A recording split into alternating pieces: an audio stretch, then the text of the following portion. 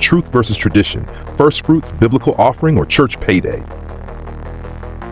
You know, you ever hear a pastor say they don't receive a salary, but then throughout the year, there are all these different requests for giving?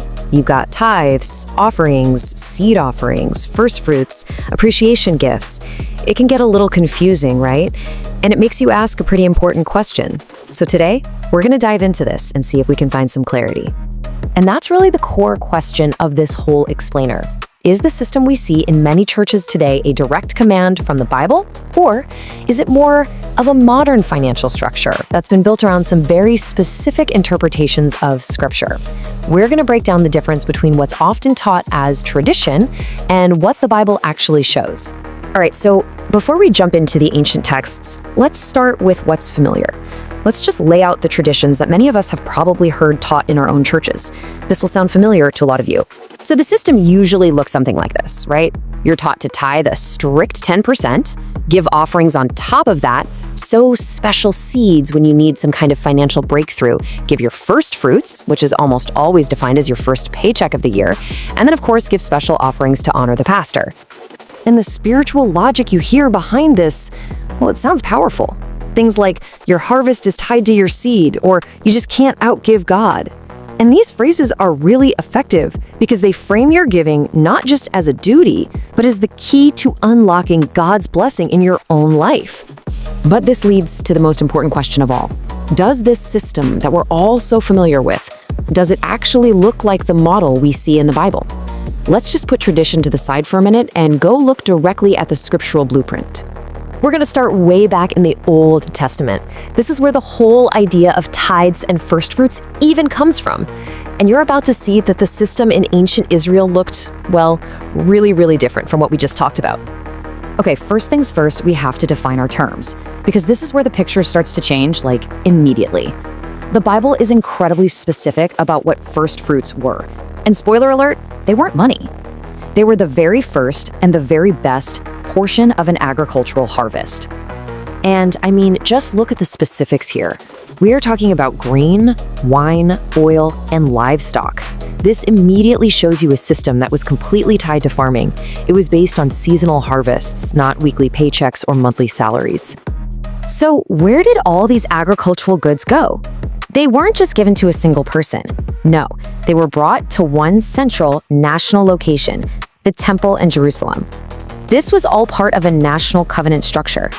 And this part is so important because it shows us the real purpose of the system.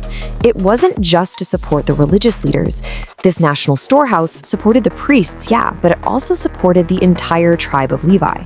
And crucially, it supported the most vulnerable people in society, the widows, foreigners, and the poor. It was basically a nationwide social welfare system.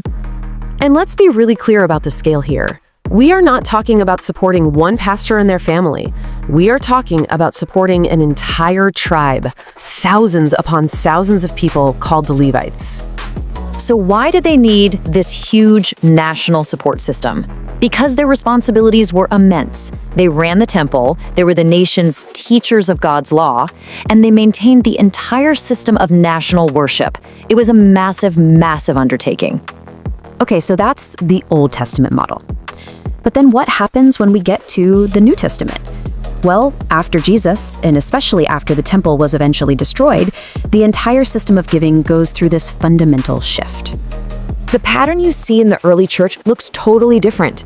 Giving becomes voluntary, a personal choice made from the heart. The money was used to support those doing ministry work, for sure, but just as importantly, it was used to directly help the poor and the struggling believers right there in their own community. And here's what's really striking. It's the change in motivation.